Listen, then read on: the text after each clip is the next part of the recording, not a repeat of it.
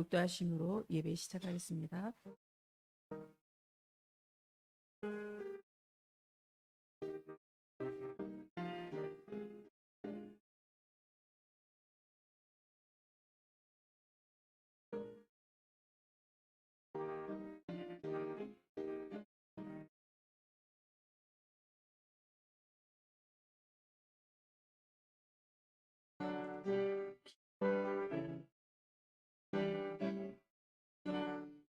주례를 받으려 모인 성도들 그 주께 기도되옵소서. 그리고 또 내 마음을 다하게 되니 날 불러 다시 비를 찬양하리. 주님을 곁에서 임하시는 그 거룩한 나라가 이루어지네. 조막이 벗어서 승리하네. 그녀가 주께 돌아 찬양하리. 주님의 감회와 찬양을 지는 하시니 주님을 따릅니다. 그날 오늘 다할 때 이루시니 승천과 높이 불러 찬양하리. 아멘.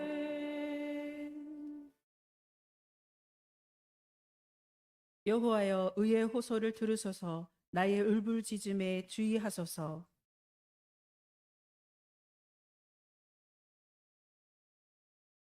주께서 나를 판단하시며 주의 눈으로 공평함을 살피소서.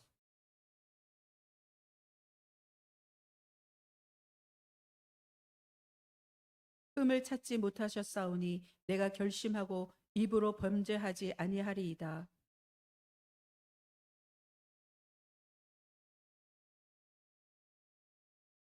포악한 자의 길을 가지 아니하였사오며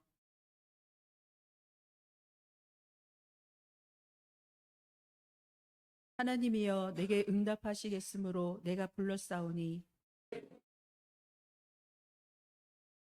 주께 피하는 자들을 그 일어나 치는 자들에게서 오른손으로 구원하시는 주여. 아멘.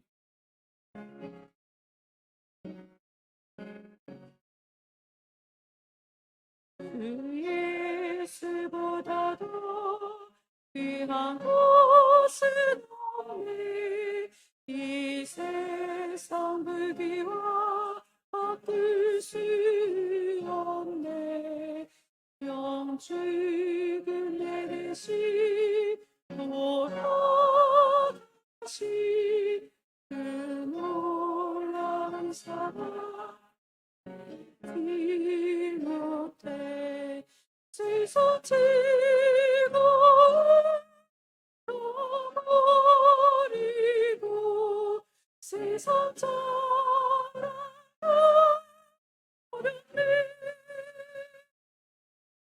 주 예수보다도 귀한 것은 없네.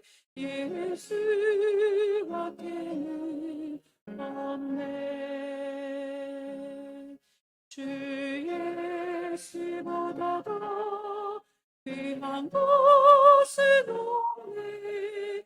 이 세상 명예와 바꿀 수 없네. 이전에 즐기던 세상 일도 주 사랑하는 나 잊지 못해. 세상 즐거움 버리고 세상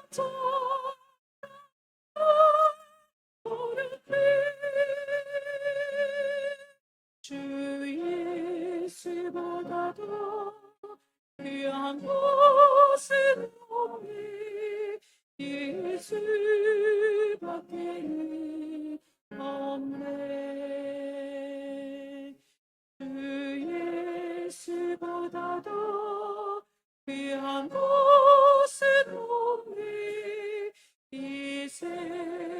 행복과 바꿀 수 없네. 유혹과 핍박이 몰려와도 주 섬기는 내 맘 변치 않아. 찢어지고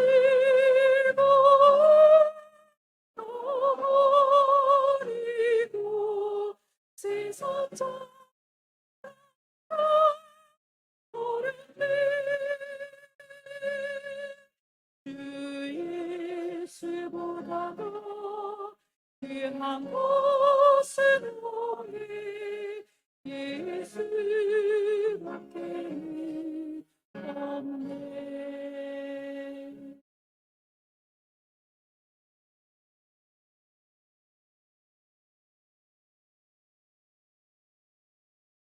10월의 한가운데 가을의 푸르름을 주신 하나님 감사합니다. 주님의 은혜를 기억하며 예배의 시간에 이곳에 모였으니 우리와 함께 하시고 찬양을 받아 주옵소서. 이 시간 주님께 예배하기에 앞서 나를 돌아봅니다.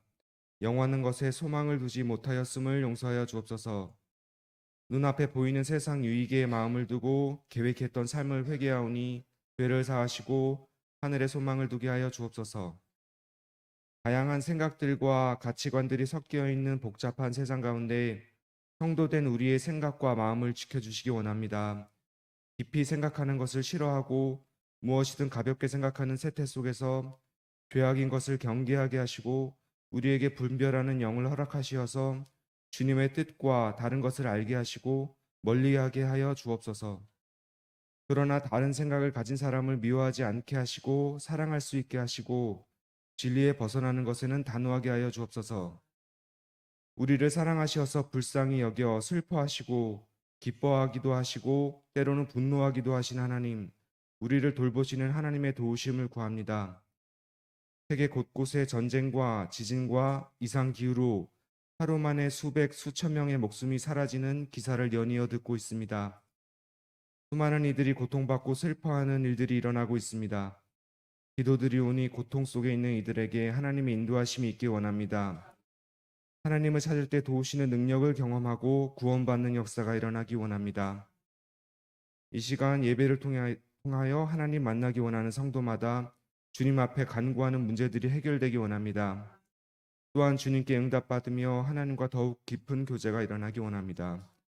예배를 준비할 때 찬양으로 인도하는 성가대와 함께 하시고 예배 순서마다 봉사하는 손길에 복을 더하시며 말씀 전하시는 하영수 목사님의 입술을 주관하여 주시기 원합니다. 예배의 시작과 끝을 주관하시며 이 모든 말씀 우리를 구원하신 예수 그리스도의 이름으로 기도드립니다.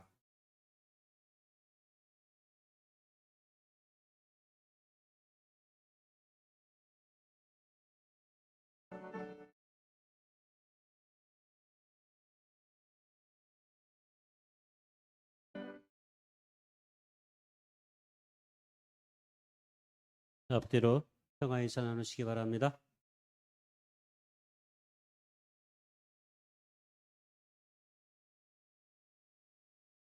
좌우로도 나누겠습니다. 자, 양쪽으로 보시고 좌우로 시작. 인사하세요. 좌우가 어딘지 모르시나 본데 이쪽에 있는 분은 이쪽이고 이쪽에 있는 분은 이쪽이에요. 다시 한번 얼굴을 바라봐 주세요. 네, 인사하세요. 안녕하세요. 네.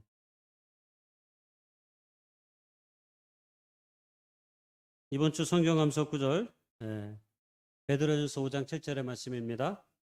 시작. 너희 염려를 다 주께 맡기라. 이는 그가 너희를 돌보심이라. 베드로전서 5장 7절의 말씀 다시 한번 하겠습니다. 시작. 너희 염려를 다 주께 맡기라. 이는 그가 너희를 돌보심이라. 아멘.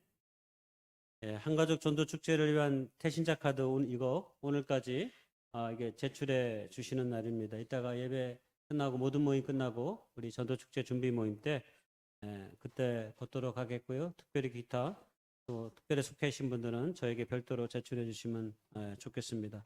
아무쪼록 이제 얼마 남지 않았습니다. 이제 한 달의 시간이 남았는데 남은 시간 동안 좋은 이야기도 주시고 메시지도 보내주시고 또 식사도 하고 그다음에 지금 목양실에 조금 그 시장 바구니 같은 게 있는데 이게 몇 년 전부터 사용하라고 이게 선물로 만나는 사람한테 드리라고 만들었는데 사용하지를 않으시나 봐요. 그 좋은 시장 바구니 만드는 거 이따가 한가득 전도 축제 우리 준비 모임 때 다시 배부할 예정이니까요. 교육장님들이나 필요하신 분들 가져가실 수 있도록 이번에 몇 개씩 가져가시기를 바랍니다. 그래서 내가 이번 기회에 19일 날 초대하는 들에게 미리 좋은 시장 바구니를 또 선물로 주면 좋을 것 같으니까 식사하고 교제할 수 있는 시간 남은 기간 동안에 가져두시고 계속 기도하시면서 11월 19일 추수 감사절과 함께 한가족 전도축제 또 좋은 프로그램으로 많은 사람들에게 감동을 주고 또 음악으로 영광 돌리는 또 팀이 이번에 초청되니까요. 여러분 마음을 많이 모아주시면 좋겠습니다. 네, 오늘도 식사 후에 성경음악 기사는 연습이 있겠고요. 실제로 오늘 마지막 연습인데 잘 이루어지길 바라고요. 할 수 없는 분들은 교회 카페에서 똑같이 셀 모임 갖도록 하겠습니다. 선한 사마리아 사역 밴드에 제가 계속 올리고 있는데요. 매주 목요일마다 새벽 기도 끝나고 다 함께 식당에 내려가셔서 여러 명이 봉사하는 손길들이 있어요. 여기 계란 후라이 붙이시는 분, 샌드위치에 뭐 바르시는 분, 그다음에 포장하시는 분, 스티커 붙이시는 분, 한 대여섯 명이 컨베이어 시스템처럼 이렇게 조립하듯이 이렇게 합니다. 그래서 1시간 정도, 원래는 생각보다 더 길게 느껴졌는데 1시간 만에 강대 학생들 50명에게 일단 우리가 샌드위치와 음료를 매주마다 학기 끝날 때까지 제공하고 있습니다.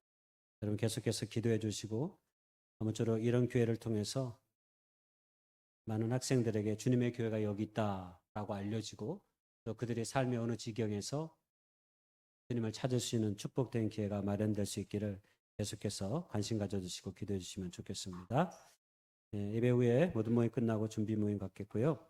그 다음에 누디아 바자회가 원래 마지막 주에 있는데 마지막 주가 성교음악회가 있어서 다음 주에 하도록 하겠습니다. 바자회 많이 기대해 주시고 김장 바자회로 하니까요. 필요한 물품들 잘 구매해 주셔서 누디아가 아름다운 성교에 사용될 수 있도록 여러분의 많은 관심 부탁드리고요. 그 다음에 성교음악회 티켓 구입 어떻게 집사님 알았어요? 이야. 기회가 날마다 오는 게 아닙니다. 기회는 왔을 때 잡아야 되는 거거든요. 이번 주 다음 주는 또 뭐 분자니까 이번 주에 오늘 예배 끝나고 다 김인혜 집사님을 만나고 가세요.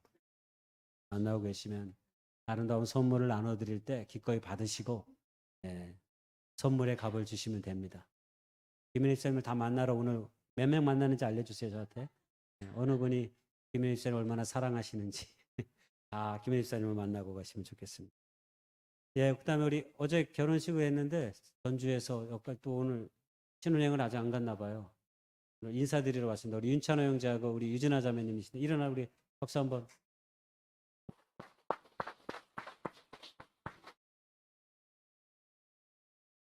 그냥 서 계세요. 제가 한 번 더 기도하겠습니다. 기도 한번 하겠습니다. 거룩하신 하나님 감사합니다. 윤찬호 유진아 귀한 형제와 자매가 이제 둘이 한 몸이 된 한 가정을 이루었습니다. 가정의 주인이 하나님이심을 알게 하시고 하나님께서 이 가정의 주권자가 되어주셔서 이 가정이 꿈꾸고 소망하는 것들이 하나님 안에서 연락될 수 있도록 인도해 주옵소서. 하나님께 영광을 돌리는 가정 되게 하시고 사람에게는 기쁨과 감사가 있는 그런 아름다운 좋은 소식들을 들려주시는 복된 가정 되게 주시옵소서.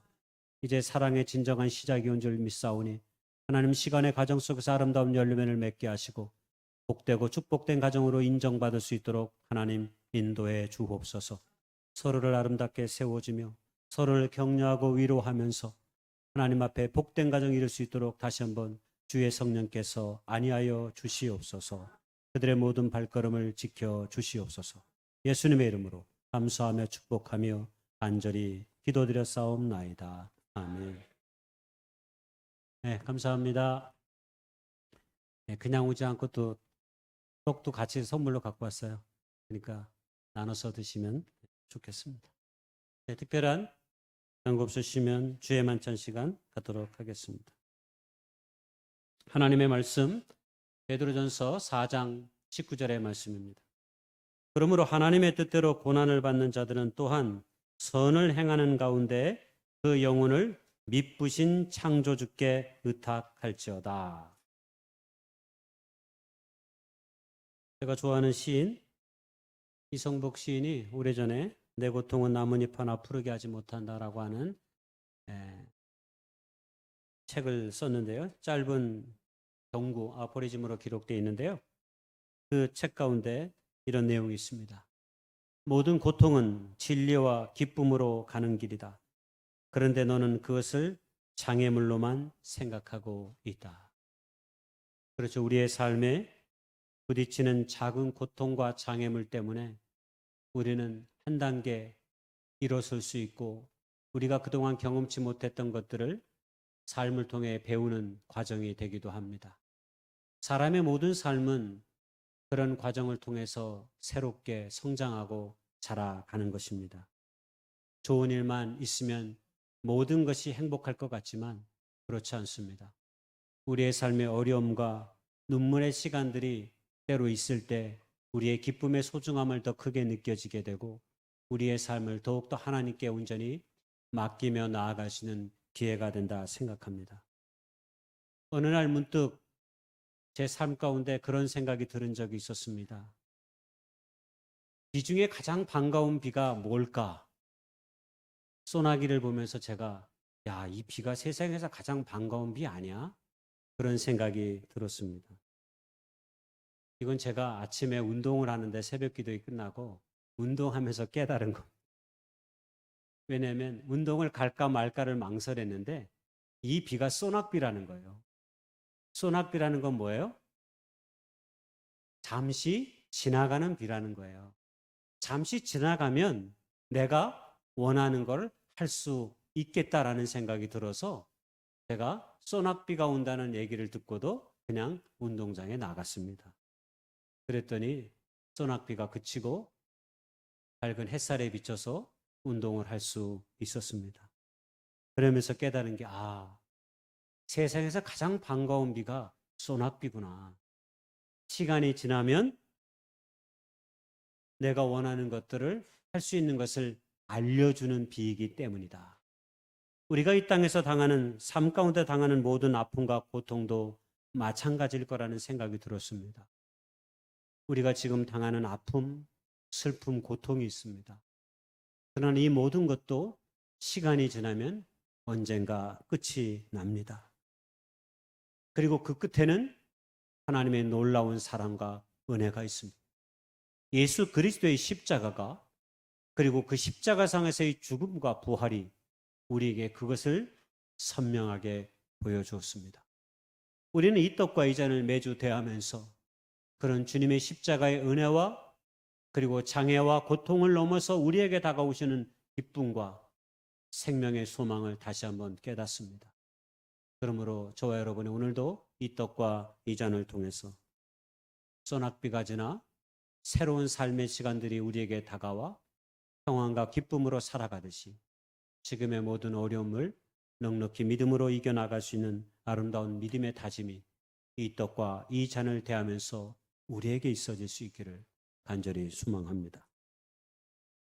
우리가 함께 떼려고 하는 이 떡은 예수 그리스도의 십자가의 몸을 기념해서 우리가 함께 나누는 것입니다. 분병을 위해 기도합니다.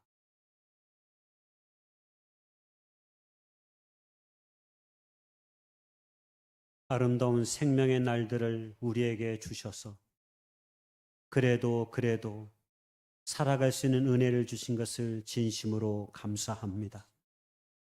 어떤 이들에게는 이날이 그렇게 꿈꾸고 소망했지만 마주할 수 없었던 오늘임을 우리가 다시 한번 깨닫게 하시고 이날이 우리에게 주는 기쁨을 그리고 그 선물을 온전히 삶으로 받아들일 수 있도록 인도해 주옵소서. 주님의 몸과 그 사랑을 기억합니다. 우리를 인도해 주옵소서. 예수님의 이름으로 감사하며 기도했습니다. 아멘.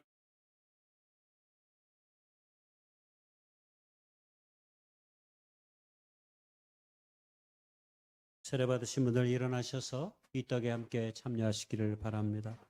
아직 세례받지 못하신 분들이 있다면 이런 기회를 통해서 주님 앞에 하나님의 거룩한 백성 되기를 소망하며 기도하며 나아갈 수 있기를 원합니다. 우리 기도하며 나아가겠습니다.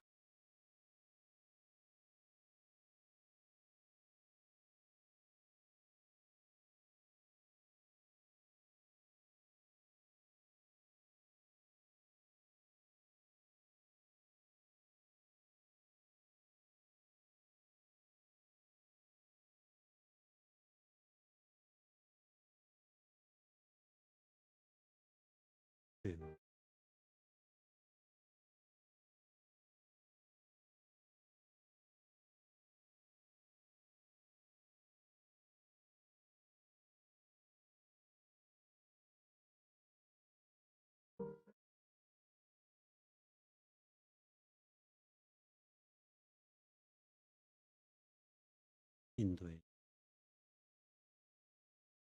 국민의 여길. 아멘.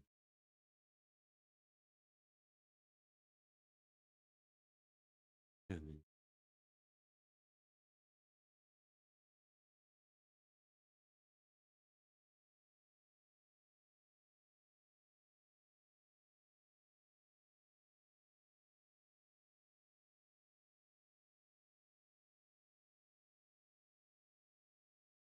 우리가 받으려고 하는 이 잔은 주님께서 흘리신 십자가의 보혈의 피를 기념하여 우리가 함께 나누는 것입니다. 대잔을 위해 기도합니다. 주님의 보혈의 피로 말미암아 우리가 죄 가운데 구속하여 하나님의 사람으로 살게 해주시니 감사합니다. 이 믿음과 이 신앙의 고백, 우리의 평생의 삶 동안 삶으로 고백하게 하옵소서. 우리의 입술의 고백에 머물지 않게 하시고 우리의 삶을 통해 그 주님의 놀라운 사랑이 우리의 가까운 이들에게 펼쳐 보여질 수 있도록 우리를 도와 주옵소서. 예수님의 이름으로 감사하며 기도했습니다. 아멘.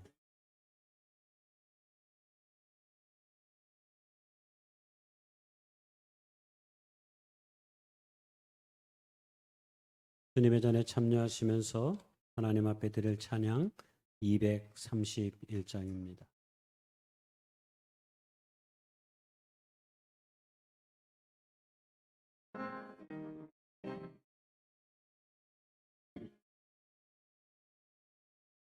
우리 다 같이 무릎 꿇고서 그의 몸이 이 떡을 띨시다. 우리 주 앞에서 무릎을 꿇을 때에 자비를 베푸소서. 우리 다 같이 무릎 꿇고서 주의 피 이 잔을 듭시다. 우리 주 앞에서 무릎을 꿇을 때에 자비를 베푸소서. 우리 다 같이 무릎 꿇고서 우리 하나님 찬양 드리세. 우리 주 앞에서 무릎을 꿇을 때에 자비를 베푸소서. 봉헌하겠습니다.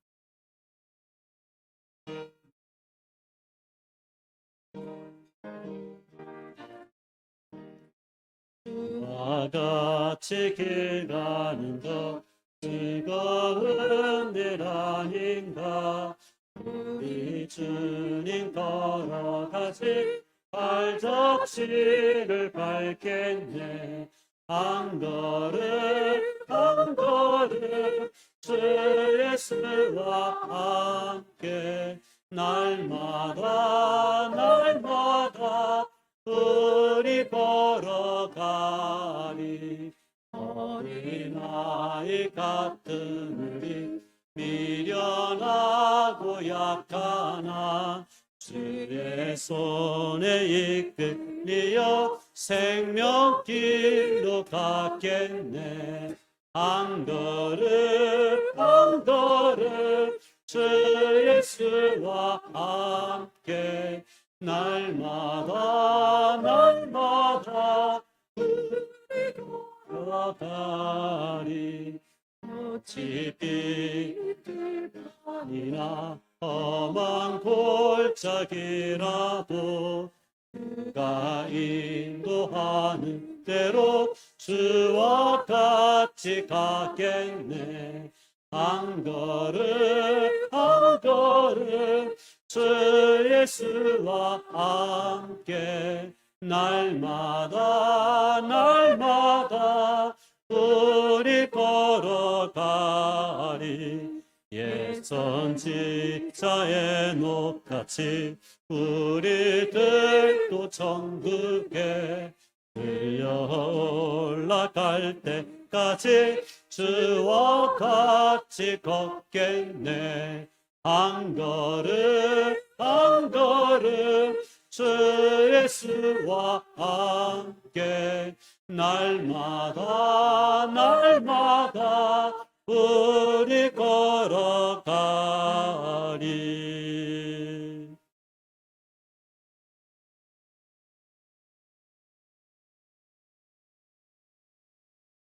거룩하신 하나님, 감사합니다.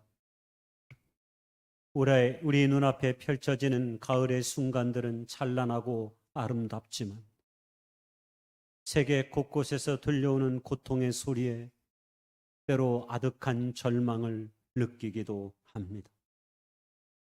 오늘도 그럼에도 불구하고 희망으로 기도하게 하시니 감사합니다. 모든 날들이 할 수만 있거든 주님 안에서 새롭게 하여 주옵소서. 바나나의 같은 시간이 없듯 오늘 우리의 예배와 나아감이 삶과 역사에 아름다운 기적이 되게 하여 주옵소서. 삶의 현실과 고난스러운 역사의 현실 가운데 주저앉지 않게 하시고 오늘도 부연히 용기를 갖고 일어서게 하옵소서. 세상의 아픈 소리에 마음의 문을 열게 하옵소서. 바다 건너 들려오는 시름소리와 눈물에도 내 마음 한켠 살아있게 하옵소서. 저들의 고통이 때로 내 안에 고통이 되게 하셔서 우리가 할 수 있는 것들을 그래도 하게 하옵소서. 우리의 평안함이 내 삶의 자족으로 기울이지 않게 하시고 도리어 우리의 손과 마음을 펴는 일로 나타날 수 있도록 도와 주옵소서. 세상에서 가장 소중하고 아름다운 단어들은 언제나 혼자가 아니라 더불어 함께임을 오늘도 잊지 않게 하옵소서. 오늘도 마르지 않는 손으로 주님 앞에 나아가게 하시니 진심으로 감사합니다. 오늘도 주님의 뜻을 이루는 교회가 될 수 있도록 주님 도와 주시옵소서. 예수님의 이름으로 감사하며 기도드려 싸움나이다. 아멘.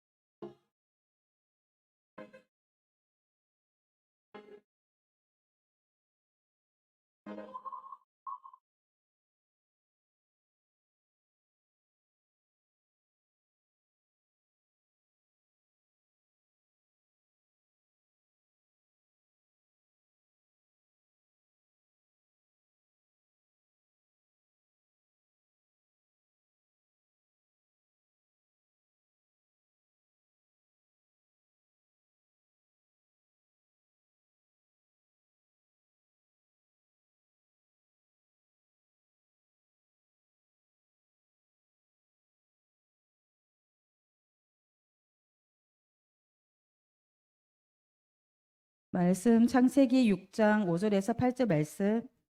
여호와께서 사람의 제약이 세상에 가득함과 그의 마음으로 생각하는 모든 계획이 항상 악할 뿐임을 보시고 땅 위에 사람 치셨음을 한탄하사 마음에 근심하시고 이르시되 내가 창조한 사람을 내가 지면에서 쓸어버리되 사람으로부터 가축과 기는 것과 공중의 새까지 그리하리니 이는 내가 그것들을 지었음을 한탄함이니라 하시니라. 그러나 노아는 여호와께 은혜를 입었더라. 아멘.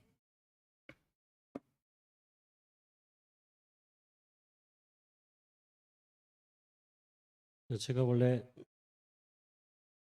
봄, 여름, 가을, 겨울 이렇게 계절이 바뀔 때마다 시리즈로 이렇게 설교를 가능한 준비해서 하려고 하고 있습니다. 그래서 우리가 새벽에 우리가 사무엘 하를 읽고 있어서 다윗과 그의 사람들 이런 제목으로 시리즈 설교를 준비하고 계획하고 있고 이번 주부터 시작하려고 했었습니다. 그 말씀을 준비했는데 세상에서 들려오는 소리가 너무 고통스럽고 아파하는 이야기들이 세계 곳곳에서 일어나는 사실들을 바라보면서 오늘 읽었던 이 성경의 본문의 말씀이 자꾸 마음에 부딪혀 왔습니다. 그래서 준비한 설교를 다시 준비해서 이 말씀으로 오늘 말씀을 전하는 게 좋겠다라는 생각이 들었습니다. 여러분, 지난주에 우리가 들렸던 소식 중에 마음을 가장 아프게 했던 것 중에 하나가 팔레스타인에 살고 있는 하마스와 이스라엘이 서로를 향해 미사일로 공격을 하고 수많은 생명들이, 특별히 어린 생명들이 죽음을 당하는 이야기가 연일 보도되고 있습니다. 러시아와 우크라이나 전쟁을 통해서 아직 끝나지 않은 상처와 상흔이 역사 가운데 가득하고 지금도 지속되고 있지만 여전히 이 땅에 사는 많은 나라와 사람들은 이렇게 서로를 향해 적대적인 무기를 사용하여 그들의 감정과 그들의 신념을 그렇게 폭력적인 방식으로 표출하고 있습니다. 저 소식에도 마음이 아팠는데 공교롭게도 아프가니스탄에서 지진이 2차례에 걸쳐서 일어나므로 수천 명의 사람이 죽었다라고 하는 기사가 또 소개됐습니다. 우리가 살고 있는 이 세상은 이토록 가슴 아픈 고통의 순간들이 너무나 자주 우리 가운데 벌어지고 있다는 사실이 너무 눈물겹습니다. 도대체 왜 우리는 이런 아픔과 고통을 계속해서 겪어야만 하는 것일까? 오늘 우리가 읽었던 창세기 6장은 노아 시대의 얘기 속에 노아라고 하는 한 사람을 하나님께서 택하시고 한마디로 세상을 심판하시겠다고 하는 하나님의 말씀이 본문에 있습니다. 그 심판하심의 목적 중에 하나가 하나님께서 사람을 지으신 것을 후회할 정도로 마음을 아파했다라고 하는 것이 오늘 본문 속에 있었습니다. 이 짧은 본문에 하나님의 마음이 근심이 되었고 한탄되어졌다는 말이 3번씩이나 언급되고 있었습니다. 그만큼 노아 시대도 지금의 세대와 아마 비교할 수 없을 정도로, 아마 지금의 세계와 맞먹을 정도로 아픔과 고통, 눈물이 온 세상에 범람하였던 것 같습니다. 창세기 6장의 이 말씀을 읽으면서 제 마음에 가장 먼저 부딪혀 왔던 것은 하나님의 마음입니다. 하나님께서 얼마나 고통스러우셨으면 친히 당신이 손으로 창조한 피조물을 향해 이렇게 마음을 아프다라고 고백하였을까 하는 것 때문에 말입니다. 하나님의 고통이 우리가 읽은 저 짧은 본문 속에 언급되어 있습니다. 사실 하나님의 사랑은 에덴 동산부터 시작했지만 에덴 동산부터 시작된 그 하나님의 사랑이 놀랍게도 그 기쁨의 동산에서 고통으로 바뀌는 것은 그렇게 많은 시간이 필요하지 않았습니다. 사단의 유혹을 받은 아담과 하와가 죄를 짓게 되고 그 형벌로 출산의 고통을 안게 됐습니다. 그러므로 이 땅에 태어난 모든 사람들은 사랑과 고통 속에서 태어나게 되어 있습니다. 특별히 고통 가운데 태어난 이 땅의 많은 사람들은 삶을 살아가는 그 삶의 지경에 어느 순간 서로에게 더 많은 짐을 안기며 우리가 살아가게 되었습니다. 자기의 책임이 아닌 서로의 삶의 책임을 묻고 서로에게 짐을 안겨다 주는 순간 사람들은 갈등하기 시작했고 폭력으로 자신의 마음과 감정을 토로하기 시작했습니다. 그것이 바로 창세기에 나오는 가인과 아벨 사건입니다.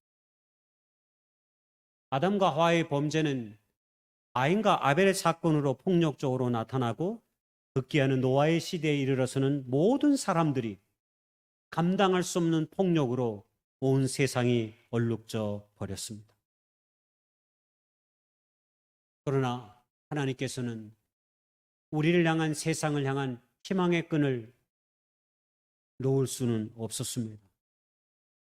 오늘 희망의 그 끈으로 노아라고 하는 한 사람이 하나님의 은혜 가운데 택함을 받지만 그 이후에도 인간은 끊임없이 절망하고 넘어지고 신음하고 고통하고 아파하는 가운데서도 하나님께서는 당신의 백성들을 통해 메시아를 통해 선지자들을 통해 끊임없이 하나님의 구원의 손길을 내밀으셨습니다. 그럼에도 불구하고 사람들은 여전히 그들의 폭력과 그들의 죄에서 벗어날 수 없었습니다. 결국 죄악의 고통 가운데 살아가는 사람들을 하나님께서는 버릴 수 없었기에 그들을 어떻게든 살려보시기 위해 그리고 새로운 삶의 순간들을 그들에게 주기 위해 하나님은 친히 고통의 짐을 지기로 작정하셨습니다. 바로 그것이 우리가 잘 아는 예수 그리스도의 성육신 사건입니다. 예수 그리스도의 성육신의 사건은 예수님께서 친히 인간을 구원하시기 위해 사람들을 구원하시기 위해 저와 여러분을 구원하시기 위해 그 사랑 때문에 우리의 고통으로 인간의 고통으로 친히 이 땅에 오신 사건입니다. 그것이 요한복음 1장 14절과 요한일서 4장 9절에 잘 언급되고 있습니다. 말씀이 육신이 되어 우리 가운데 거하심에 우리가 그의 영광을 보니 아버지와 아버지의 독생자의 영광이요 은혜와 진리가 충만하더라. 하나님의 사랑이 우리에게 이렇게 나타난 바 되었으니 하나님이 자기의 독생자를 세상에 보내심은 그로 말미암아 우리를 살리려 하심이라. 우리를 살리시기 위해 당신의 독생자 예수를 우리에게 보내주셨다. 여러분, 이것이 복음입니다. 이것이 하나님의 사랑이며 이것이 하나님의 뜻입니다. 성경 66권을 다 읽어도 우리가 이 하나님의 사랑을 읽거나 우리가 받아들이거나 우리가 그 뜻을 깨닫지 못한다면 성경은 아무 의미가 없습니다. 기독교가 사랑의 종교가 되는 것은 바로 그렇게 세상 가운데 고통당하는 자들을 구원하시기 위해 죄 가운데 속해 있는 자들을 살리시기 위해 하나님께서 친히 당신의 독생자 예수님을 이 땅에 보내심으로 말미암아 그 고통의 짊어짐을 지었기 때문입니다. 그래서 저는 여러분에게 고통의 사랑, 때로 고통을 짊어질 수 있는 사랑을 하라고 감히 말씀드리고 싶습니다.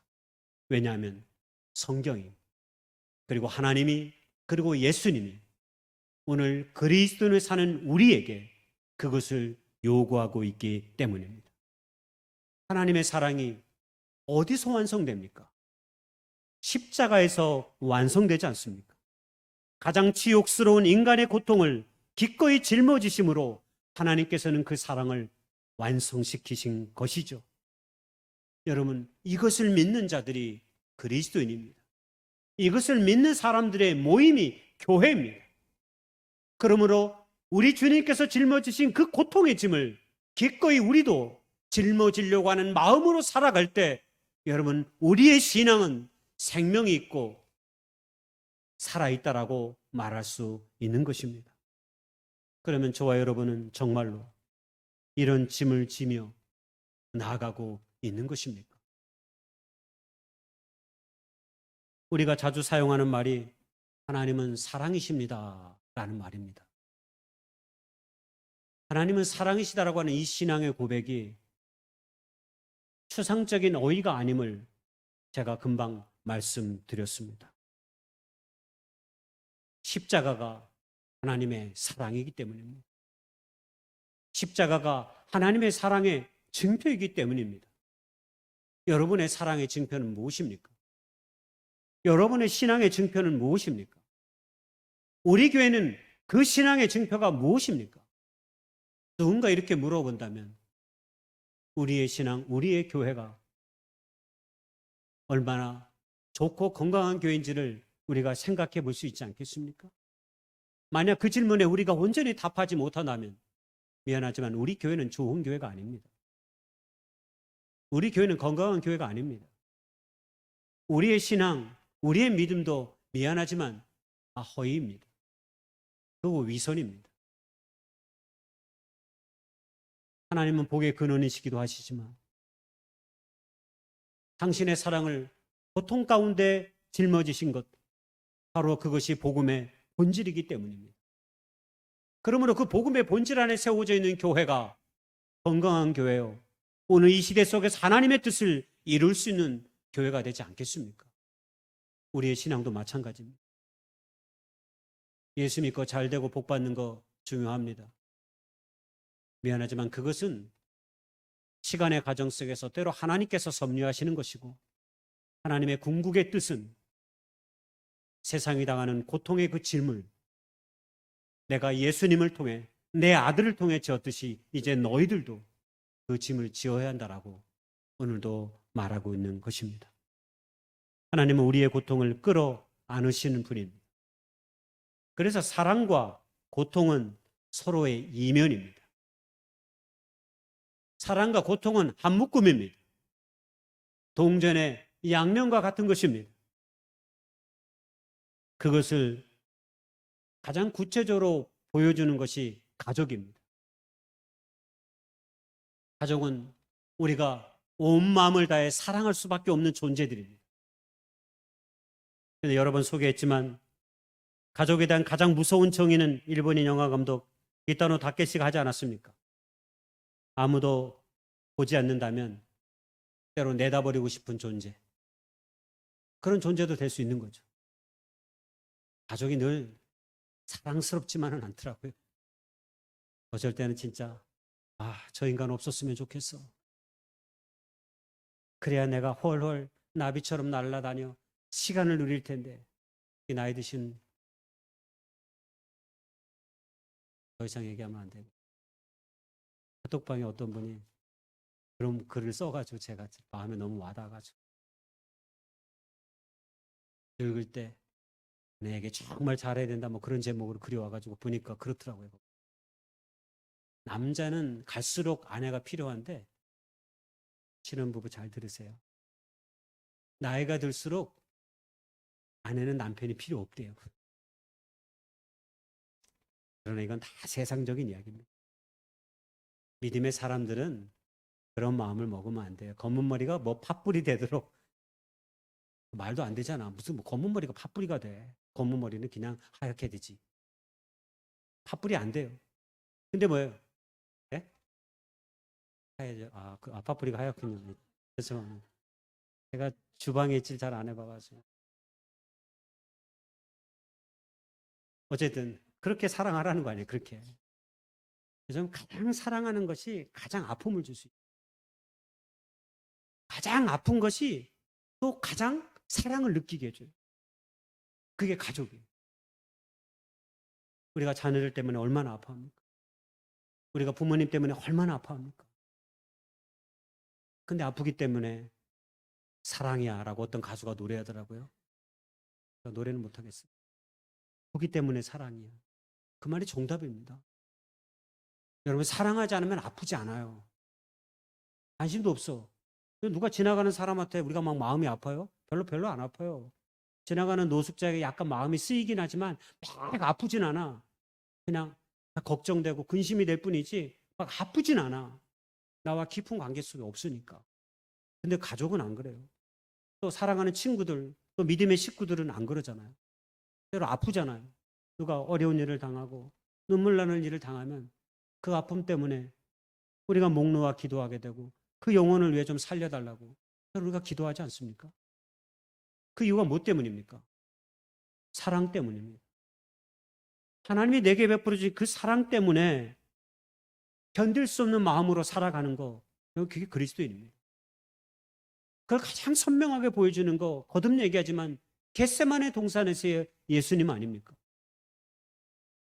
예수님께서 고통의 짐을 짊어지기 위해서 횟수만 있거든 그분도 피하고 싶었지만 이 방법 아니면 안 된다고 하나님이 말씀하시니까, 이 사랑의 방법 아니면 저들을 구원할 수 없다고 하시니까 그 고통의 짐을 지기 위해서 겟세마네 동산에서 땀이 피눈물이 되도록 여러분 기도하지 않습니까?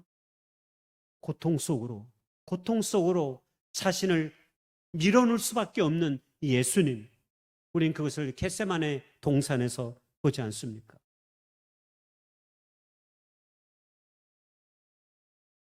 겟세마네 동산에서 그 예수님의 모습은 자기가 행하였던 말들을 삶으로 보여주는 것이었어요. 왜냐하면 예수님께서는 평상시에 사람들에게 복음을 전할 때 뭐라고 말씀하셨냐면 내가 잃어버린 자들을 구원하시기 위해 이 땅에 오셨다라고 말씀했기 때문입니다. 누가복음 19장에 보면 삭개오라고 불리는 사람이 예수님을 만나게 됩니다. 그때 그 삭개오는 세리장이었어요. 사람들의 존엄과 비난을 받았어요. 신체적으로도 장애가 있었고 또 세리장이는 매국노라고 하는 취급을 받으면서 사람다운 취급을 못 받고 거의 상종 못하는 족속이었어요. 그런 그에게 예수님께서 누가복음 19장 10절에 인자가 온 것은 잃어버린 자를 찾아 구원하려 함이니라 이렇게 말씀했습니다. 고통당하는 자 삭개오, 당시 사회 속에서 슬픔과 눈물에 사로잡혀 있는 그들을 구원하시기 위해 내가 이 땅에 왔다라고 주님은 사람들에게 그렇게 선포했던 것입니다. 그러하였기에 겟세마네 동산에서의 그 처절한 기도가 있었고 십자가의 죽음이 있었던 것입니다. 성경은요, 처음부터 잃어버린 자, 고통받는 자를 구원하시는 하나님의 이야기로 가득합니다. 신약 성경에서 그것을 가장 선명하게 보여주는 장이 있는데 바로 누가복음 15장입니다. 누가복음 15장에 하나님의 사랑은 이런 것이다 라고 하면서 세 가지 비유의 이야기가 등장합니다. 이야기의 첫 번째는 잃은 양 한 마리의 비유입니다. 우리가 뭐 다 들어서 알고 있을 거예요. 100마리의 양이 가운데 한 마리를 잃어버렸어요. 잃은 양 한 마리를 찾기 위해서 목자가 사방팔방을 찾아 돌아다닙니다. 여러분 그림으로도 보셨을 거예요. 얼마나 기뻤으면 양을 머리에 이고 오셔. 아니 양을 지저분하게도 머리에 이고 와. 근데 얼마나 그것을 찾는 이의 마음이, 여러분 그 어깨에 짊어진 양을 보며 있어야죠. 엉뚱하게 저처럼 그렇게 생각하면 안 되죠. 옷도 지저분하게 더러워지게 양을 머리, 이게 아니고 얼마나 그 마음이 기뻤으면. 또 한 가지는 잃어버린 한 드라크마 이야기잖아요. 한 드라크마는 헬라의 화폐인데 노동자 하루의 품삯이에요. 한 10만 원 정도 생각한다고 생각하고, 잃어버린 한 드라크마, 10드라크마가 있었는데 한 드라크마를 잊어버렸어. 그래가지고 불빛으로 온 집안을 찾다가 찾아냈어. 그러니까 너무 기쁜 거예요. 그 이야기예요. 그리고 마지막으로 우리가 잘 아는 탕자의 비유로 알려지고 있는 잃어버린 둘째 아들의 비유. 우리가 잘 알고 있잖아요. 저 이야기는 다 아니까 하지 않겠습니다. 여러분 이 세 개의 비유는 세 개로 나누어져 있지만 하나의 통으로 이해해야 합니다.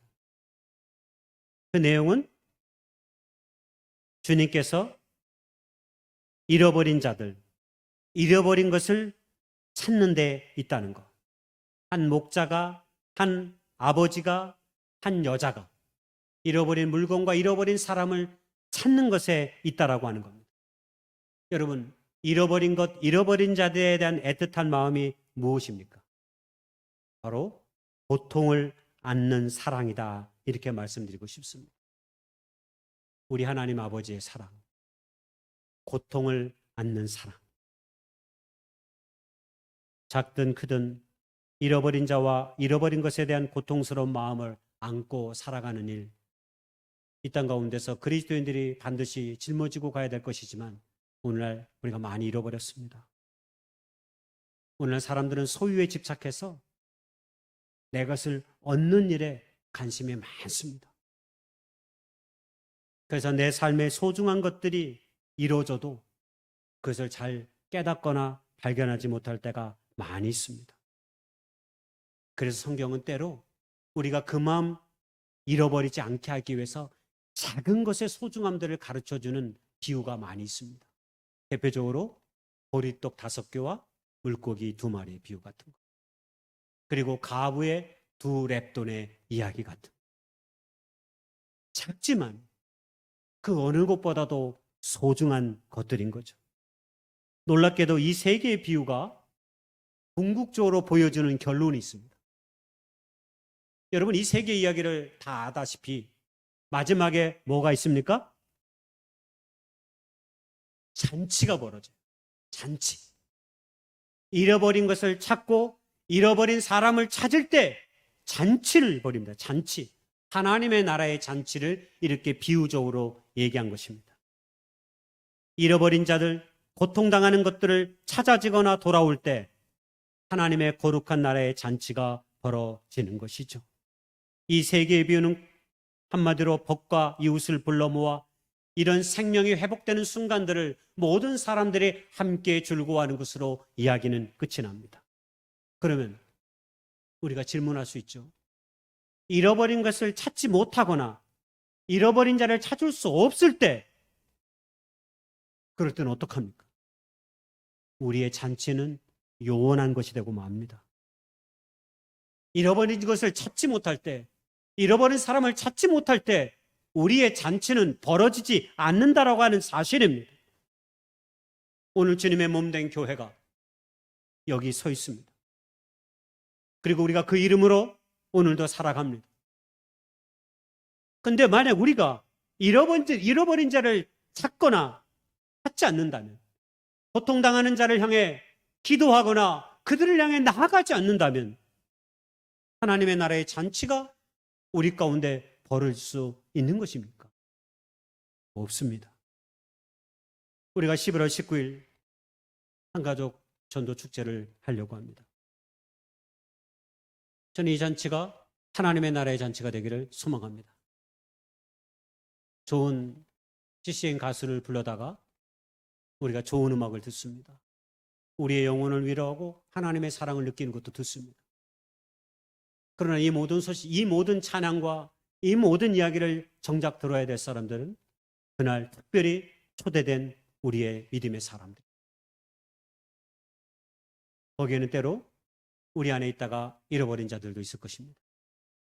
그리고 어떤 사람들은 단 한 번도 복음의 얘기를 들어보지 못한 사람도 있을 것입니다. 그리고 심지어는 자기가 잃어버린 자임을 깨닫지 못하고 인생을 살았던 사람들도 분명 있을 것입니다. 그리고 삶의 한가운데서 수많은 고통과 아픔으로 특별히 그 어디에도 호소할 것 없이 끌어안고 사는 자들이 특별히 이 잔치에 초대되어져야 하는 것입니다. 우리의 삶의 주변에 고통당하는 사람들이 많이 있습니다. 갑작스러운 삶의 어려움을 당해 어디엔가 하소연할 데 없이 남모르게 눈물 훔치는 그런 사람들도 많이 있습니다. 하루아침에 사랑하는 사람을 잃어버리고 공허와 허탈감에 사로잡혀 삶을 사는 사람들도 있습니다. 그리고 자기 인생의 과정 가운데 최선을 다해 노력했지만 뜻대로 되지 않아 마음에 상처를 안고 살아가는 이들도 있습니다. 때로는 믿었던 사람에게 배신당하여 상처받은 이들도 있습니다.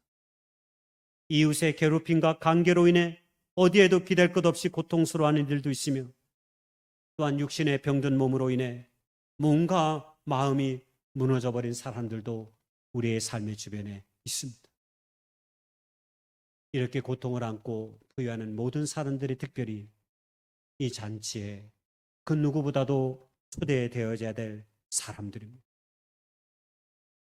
우리 주님은 그들을 구원하시기 위해 그렇게 십자가에 못 박혀 죽으셨기 때문입니다.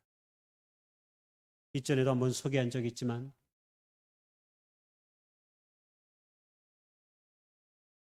윤동주의 팔복을 소개한 적이 있었습니다. 이 시가 우리에게 절절하게 다가오는 것은 시대의 고민과 이상을 꿈꾸지 못한 사람들은 절대로 슬퍼할 수 없기 때문입니다.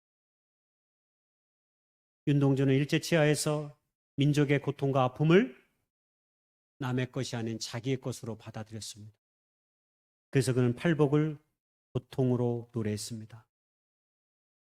슬퍼하는 자가 복이 있나니 저희가 영원히 슬플 것이다 그랬습니다. 고통을 자기의 것으로 받아들였습니다. 그래서 그는 고통 가운데 자신의 삶을 던지는 것이죠. 저는 우리 모두가 전도 축제 기간 동안 잠시 뜨거워졌다가 그날을 보내고 나면 급속도로 식어지는 하나님의 사람들이 다 되지 않기를 주님의 이름으로 권면합니다. 사랑은 고통 가운데 있기에 진중합니다. 애통하는 자가 복이 있고 천국이 그의 것이 될 수 있는 것은 시대의 아픔을, 타인의 고통을, 때로는 자신의 고통을 기꺼이 자기의 것으로 받아들이기 때문입니다. 사랑한다는 게 뭘까요? 함께하고 싶은 마음입니다. 사랑한다는 건 함께하고 싶은 마음입니다. 제가 좋아하는 한자 단어 가운데 매혹이라는 단어가 있습니다. 매혹. 보혹이라는 단어도 좋아하는데 이건 주로 무협지에서 많이 나오기 때문에 예전에 제가 무협지 봤을 때 좋아했던 단어고, 이 단어는 무협지 안 보고 이제 어릴 때 조금 봤는데 그 다음부터는 매혹이라는 단어에 빠져 있어요. 보혹이 아닌 매혹. 여러분, 매혹이라는 단어의 뜻이 뭔지 아세요? 귀신에 흘린 것처럼, 귀신에 사로잡힌 것처럼 이런 뜻을 갖고 있대요. 그러니까 우리가 누군가에게 매혹당했다라고 말하는 것은 내가 귀신에 홀린 것처럼 그 사람에게 마음을 빼앗겨서 함께하고 싶은 거예요. 우리 찬호 형제하고 진호자매가 그렇게 매혹당한 거 맞죠? 네. 나도 모르게 귀신에 홀린 것처럼 그냥 나도 모르게 마음이 가 있어 이쪽에. 그 사람과 함께하면 그냥 즐거워, 기뻐. 여러분 그게 매혹입니다. 매혹. 고개 한자어도 참고로 소개하면 뱃속 벌레가 유혹한다 이런 뜻을 갖고 있어요. 뱃속 벌레가 유혹한다. 여러분 우리가 하나님을 사랑한다는 건 우리가 관심하는 대상에 매혹당한다는 걸 말해요. 우리가 관심하는 대상에 매혹당하는. 그러면 우리가 하나님을 사랑한다면 당연히 하나님에게 매혹당해야 됩니다. 그리고 그가 원하는 것, 그가 마음에 소원하는 것들을 들어주고 때로 행하려고 합니다. 그게 사랑하는 자의 마음입니다. 하나님의 뜻은 고통당하는 잃어버린 사람들을 구원하는데 그 뜻이 있다고 제가 말씀드렸습니다. 그렇습니다. 그렇다면 우리가 하나님의 사랑으로 하나님의 마음으로 산다는 것은 고통당하는 자를 향해 우리의 마음을 열어놓고 우리의 시간을 열어놓고 우리의 물질을 내려놓고 때로 함께 하는 것입니다. 오늘 창세기 본문에 시대의 아득함 속에서 하나님께서 한 사람을 선택했습니다. 그 사람의 이름은 노아입니다. 노아는 세상이 주는 연락과 안락함에 그의 삶이 경도당하지 않습니다. 도리어 하나님께 노아는 집중했습니다.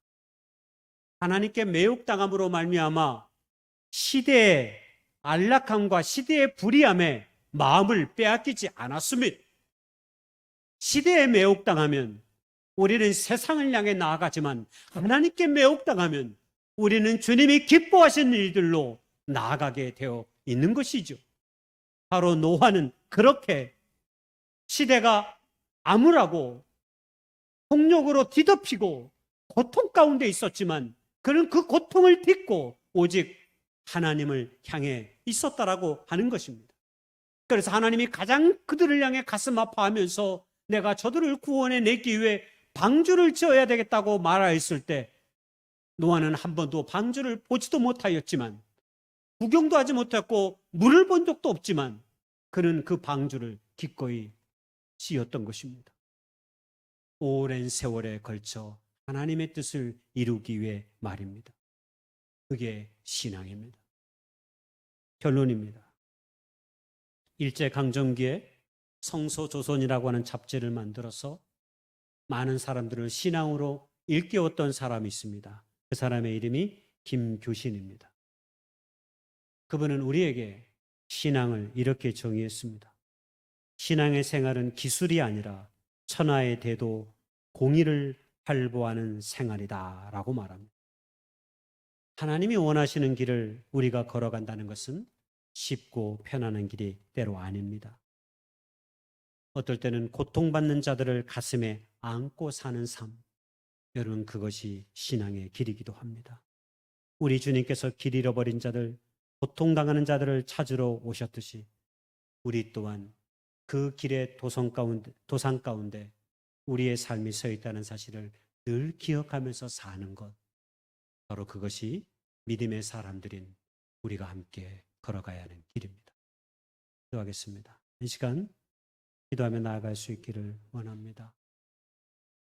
하나님께서 고통당하는 자들을 구원하시기 위해 당신의 독생자들 예수 그리스도를 십자가에 못 박게 하시고 그리고 우리 예수님이 기꺼이 그 짐을 짊어지고 가셨듯이 오늘 그리스도인으로 살아가는 우리 모두에게도 그 고백을 삶으로 옮겨갈 수 있는 아름다운 다짐과 용기가 우리 안에 있게 해달라고 이 시간 기도하며 나아가겠습니다.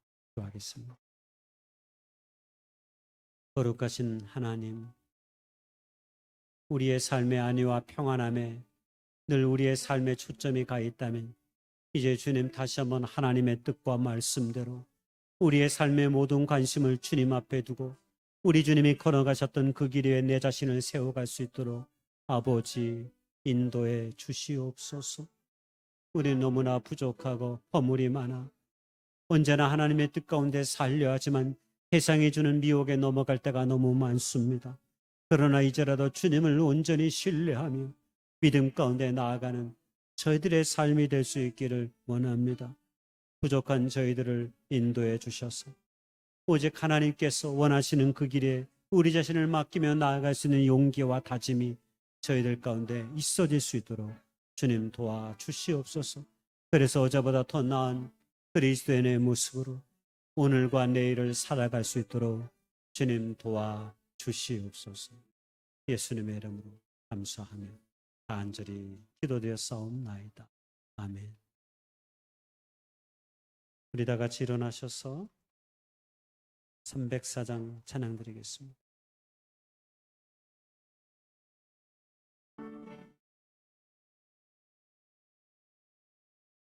크신 하나님의 사랑 말로 다 영영 못하네. 저 높고 높은 별을 넘어 이 낮고 낮은 땅 위에 죄범한 영혼 구하려 그 아들 보내사 화목제물 삼으시고 제 용서하셨네.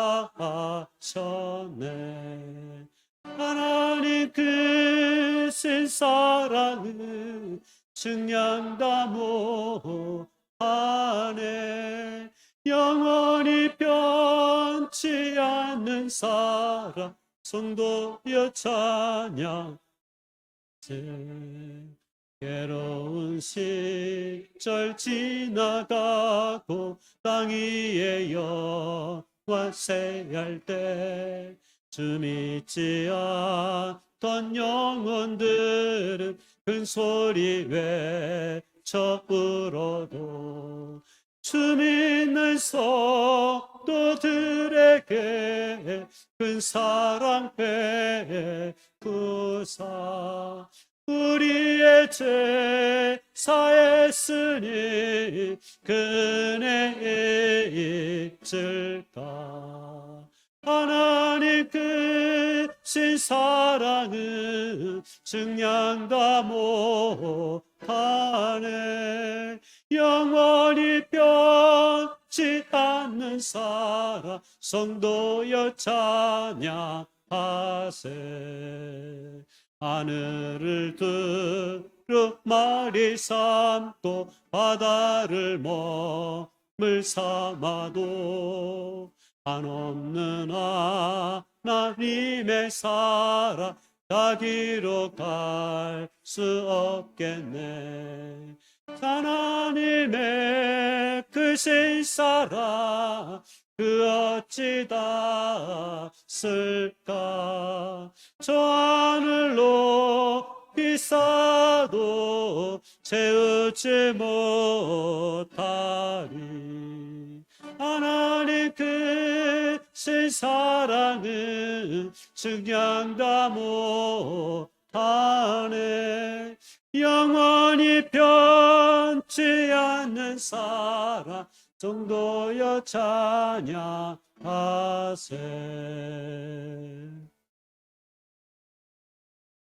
이제는 2000년 전에 이 땅에 오셔서 당신의 백성들을 구원하시기에 십자가에 못 박혀 죽으신 우리 구주 예수님의 은혜와 우리 아버지 하나님의 극진하신 사랑과 성령님의 감화감동 내주 충만 교통하심의 역사가 오늘 하나님의 사랑을 깨닫고 그 사랑 안에 살기를 소망하는 춘천교회 모든 식구들과 이 예배 참여한 모든 사람들 위해 지금부터 영원까지 함께 하시기를 우리 구주 예수님의 이름으로 간절히 축원하옵나이다. 아멘.